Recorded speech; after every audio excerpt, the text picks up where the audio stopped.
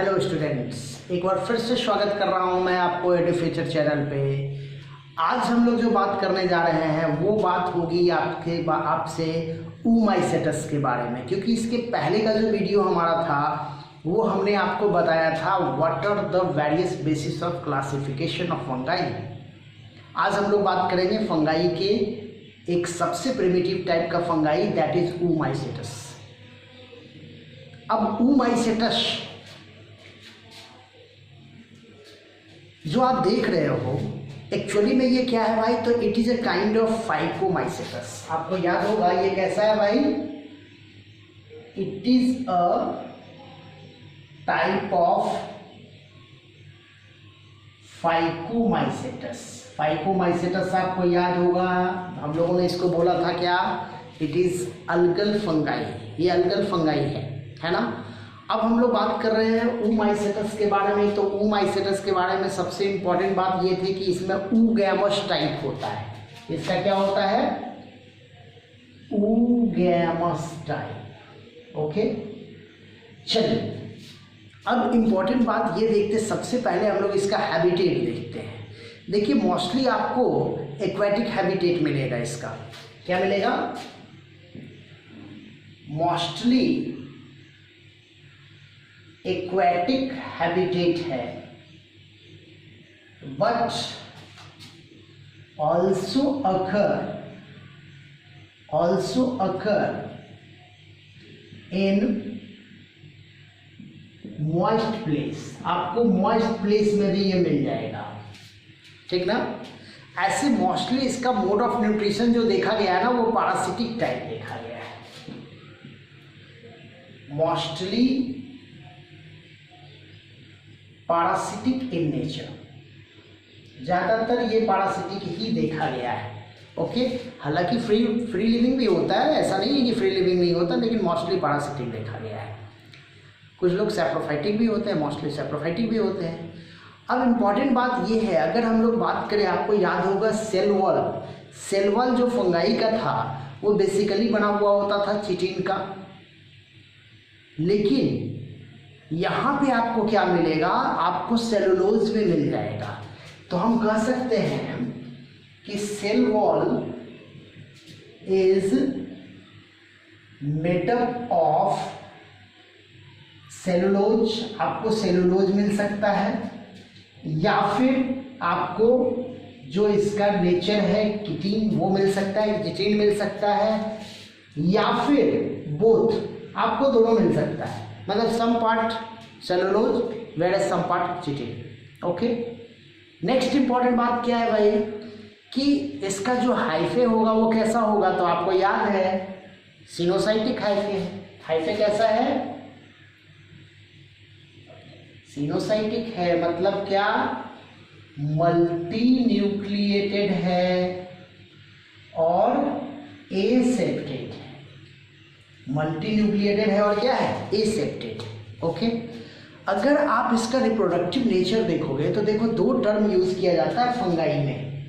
एक टर्म होता है होलोकार्पी, देखो टर्म है होलोकार्पी, और एक टर्म होता है यूकार्पी। क्या टर्म होता है, यूकार्पी। देखो टर्म क्या है, होलो मतलब कंप्लीट, कार्पी इज एक्चुअली कार्पेल से टर्म आया है, फीमेल पार्ट है ना।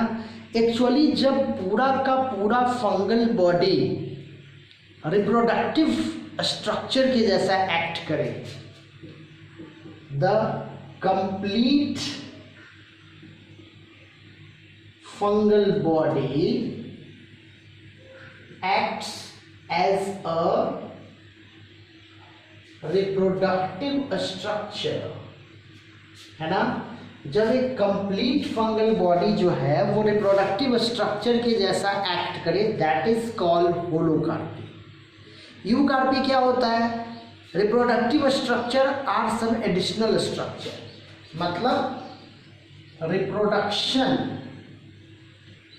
अकर बाय एडिशनल स्ट्रक्चर, मतलब कुछ एक्स्ट्रा स्ट्रक्चर आ गया है रिप्रोडक्शन के लिए। Complete body not involve in reproduction, कुछ जैसे मान लो स्पोरेंजियोफोर बन गया, है ना। तो कंप्लीट बॉडी जो होता है वो रिप्रोडक्टिव स्ट्रक्चर में इन्वॉल्व नहीं होता, दे आर कॉल्ड यूकार्पी। तो देखो इसका जो नेचर है ना ये दोनों होता है, मतलब ये दोनों प्रॉपर्टी शो आउट करता है। इवन होलोकार्पी भी होता है और यूकार्पी भी होता है, दोनों टाइप का। मतलब कुछ फंगाई ऐसे आपको मिलेंगे इसमें जिसका कंप्लीट बॉडी जो है वो as a reproductive structure act करता है, जबकि कुछ आपको ऐसे भी मिलेंगे जिसमें कुछ एडिशनल स्ट्रक्चर्स पाया जाता है जिसकी वजह से डेवलपमेंट होता है नए बॉडी पार्ट्स का, या फिर कह सकते हो नए ऑर्गेनिज्म का, है ना। अगर हम लोग देखते हैं इसके एसेक्सुअल स्पोर्स को, तो एसेक्सुअल स्पोर दो अलग अलग बनाएगा। अगर हम लोग बात कर रहे हैं इसके एसेक्सुअल स्पोर्स का, तो एसेक्सुअल स्पोर में आप कह सकते हो कि अगर ड्राई कंडीशन है, अगर क्या है ड्राई कंडीशन है, तो मोस्टली ये बनाता है कोनिडिया। आपको याद होगा कोनिडिया मैंने बताया है इसके पहले वीडियो में, है ना। और अगर वेट कंडीशन है, अगर क्या है ड्राई कंडीशन है तो क्या बनाया कोनिडिया, और अगर वेट कंडीशन है तो बनाएगा जूस्पोरेंजिया। क्या बनाएगा जूस्पोरेंजिया। ओके, वेट कंडीशन में zoosporangia. Why? Because it produces flagellated spores. ये क्या बनाते हैं फ्लैजिलेटेड स्पोर्स पैदा करते हैं। और ये जो फ्लैजिलेटेड स्पोर्स आप देख रहे हो ना, ये दोनों हो सकता है, मतलब इट मे बी यूनिफ्लैजिलेट्स और बाईफ्लैजिलेट्स।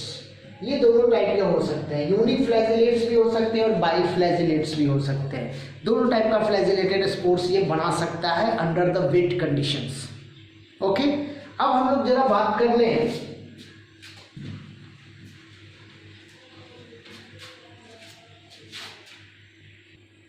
तो अब हम लोग बात कर रहे हैं किसके बारे में, बाईफ्लैजिलेटेड के बारे में। थोड़ा सा इसको समझना जरूरी है। मान लो ये हमारा गैमेट बना या स्पोर्स बना, तो ये स्पोर जो देख रहे हो ना, देखो मैं बता रहा हूँ बाईफ्लैजिलेटेड का कंडीशन। देखो एक फ्लैजिला बड़ा है और एक फ्लैजिला छोटा है। एक फ्लैजिला क्या है बड़ा है और एक फ्लैजिला क्या है छोटा है। इस बड़े फ्लैजिला में आप देखोगे ना, you will obtain number of fibrous structure, कुछ इस टाइप का स्ट्रक्चर आपको नजर आएगा। This is called टिंसिल। क्या बोलते हैं इसको, टिंसिल टाइप। और ये वाला जो आप देख रहे हो ना, दिस इज स्मूथ टाइप। ये क्या है स्मूथ है, टिंसिल है, स्मूथ है, प्लस ये क्या है शॉर्ट है, और ये क्या है लॉन्ग है। ये क्या है लॉन्ग है। ओके, तो चूंकि इस टाइप का फ्लैजिलर नेचर है, तो ऐसे फ्लैजिलर नेचर को हम लोग बोलते हैं heterokont. This condition is called as what, heterokont flagella. तो बाईफ्लैजिलेटेड जो इसमें जूस्पोरेंजिया जो बनता है या जो स्पोर्स बनते हैं, दे आर बाईफ्लैजिलेटेड। और बाईफ्लैजिलेटेड जो होते हैं वो कैसे टाइप होते हैं, उसका टाइप होता है हेट्रोकॉन्ट टाइप, जिसमें एक फ्लैजिला आपका स्मूथ और शॉर्ट, दूसरा फ्लैजिला जो है वो क्या है टिंसिल टाइप और लॉन्ग बड़ा फ्लैजिला होता है। ओके, अगर हम लोग बात करते हैं इसके सेक्सुअल रिप्रोडक्शन का, तो मैंने आपके लिए इसके टर्म बताया था होलोकार्पी और यूकार्पी होता है। सेक्सुअल रिप्रोडक्शन में गैमेट बनाएगा ये, है ना। और गैमेट जो बनाएगा वो गैमेट फ्लैजिलेटेड भी हो सकता है और नॉन फ्लैजिलेटेड भी हो सकता है, दोनों टाइप का हो सकता है। ओके, तो सेक्सुअल रिप्रोडक्शन में ये क्या बना सकता है, फ्लैजिलेटेड और नॉन फ्लैजिलेटेड दोनों टाइप के स्पोर्स बना सकते हैं। तो चलिए मैं वो लिख देता हूं।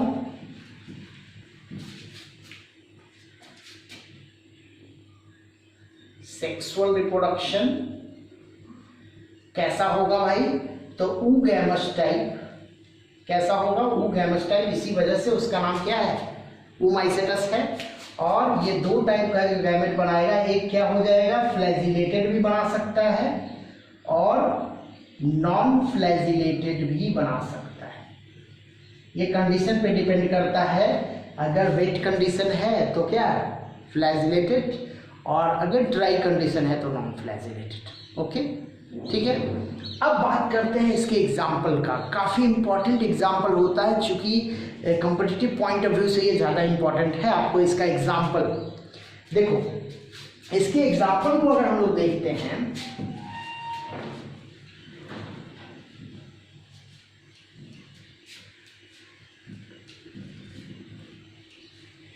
तो ऐसे तो बहुत सारे एग्जाम्पल हैं, जैसे मान लो फाइटोप्थेरा हो गया, एल्ब्यूगो हो गया, स्क्लेरोस्पोरा हो गया। मैं पहले एग्जाम्पल लिख देता हूँ। पहला क्या हो गया? फाइटोप्थोरा, ठीक ना। दूसरा मैंने क्या बताया? एल्ब्यूगो। दूसरा एग्जाम्पल मेरा क्या हो गया? एल्ब्यूगो। एल्ब्यूगो एक्चुअली में इसको हम लोग बोलते हैं सिस्टोपस, इसका एक और नाम है, क्या बोलते हैं? सिस्टोपस। ओके। और फिर मैंने बताया स्क्लेरोस्पोरा। स्क्लेरोस्पोरा। अब देखो इसमें ये दो ज़्यादा इंपॉर्टेंट है आपके लिए, फाइटोप्थोरा और एल्ब्यूगो। फाइटोप्थोरा जो आप देख रहे हो, इसके बारे में अगर मैं थोड़ा सा आपको डिटेल करूं तो फाइटोप्थोरा जो होता है ये एक डिजीज फैलाता है, that is called late blight of potato. Disease का नाम क्या है? Late blight of potato. काफ़ी इंपॉर्टेंट डिजीज माना जाता है, क्योंकि ये सबसे पहला फंगल डिजीज था जिसके बारे में पता लगा था। ओके। तो लेट ब्लाइट ऑफ पोटैटो जो आप देख रहे हो, इसमें होता क्या है? एक्चुअली में क्या होता है? एक्चुअली में लेट ब्लाइट पोटैटो जो आप देख रहे हो, इसमें ब्राउन और ब्लैकिश टाइप का डेड एरिया क्रिएट हो जाता है at the tip region of leaves, है ना, या मार्जिन ऑफ लीफलेट्स। क्या होता है? Brown black area develop on tip और मार्जिन ऑफ लीफलेट्स, ठीक ना, ये होता है। प्लस इसमें जो ट्यूबर होता है ना, पोटैटो ट्यूबर जो होता है, पोटैटो ट्यूबर में एक स्पेशल टाइप का टॉक्सिक पैदा करता है, that is called mycotoxin. A toxin, नाम क्या है? माइकोटॉक्सिन प्रोड्यूस इन ट्यूबर, है ना। पोटैटो ट्यूबर में ये माइकोटॉक्सिन पैदा करता है जो काफ़ी हार्मफुल होता है, जो लोग कंजम्पशन करते हैं उसका, स्पेशली प्रेग्नेंट वुमेन में ये बहुत ज़्यादा हार्म करता है। Okay. So this is late blight potato caused by Phytophthora. Okay. अब अगर हम लोग बात करते हैं एल्ब्यूगो सिस्टोपस, है ना, इसका बोलते हैं सिस्टोपस कैंडिडस। देखिए ये नाम से इसको जाना जाता है, सिस्टोपस कैंडिडस। ओके। तो एल्ब्यूगो ये वाइट रस्ट डिजीज काउज करता है। क्या काउज करता है? White rust disease. काफी इंपॉर्टेंट है ये सब डिजीज आपके लिए। वाइट रस्ट डिजीज किस में काउज करता है? क्रूसीफर्स में। क्रूसीफेरी फैमिली जो है ना, क्रूसीफर्स में ये वाइट रस्ट डिजीज काउज करता है by the formation of oospore and sporangiospore. इसका जो ट्रांसमिशन होता है ना, इसका ट्रांसमिशन किससे होता है? oospore से और स्पोरेंजियोस्पोर से, ठीक ना। इसी से ये ट्रांसमिट करता है और इसी से वो प्लांट में बहुत टाइप का प्रॉब्लम काउज करता है, रस्टिंग काउज करता है, इवन उसके अंदर ग्रोथ को स्टंटेड कर देता है, ये सब प्रॉब्लम शुरू कर देता है। ओके। तो इस तरह से हम लोगों ने देखा कौन सा सिस्टम, हम लोगों ने समझ लिया ओमाइसेटस के बारे में, और उससे रिलेटेड आपको ऑलमोस्ट कम से कम ये दो चीज़ तो आपको जरूर याद रखना चाहिए। काफ़ी वीवीआई टॉपिक है ये दोनों, कि फाइटोप्थेरा से होता है क्या? लेट ब्लाइट पोटैटो, और एल्ब्यूगो या फिर हम लोग कहेंगे सिस्टोपस कैंडिडस से होता है क्या? White rust disease in crucifers. Okay.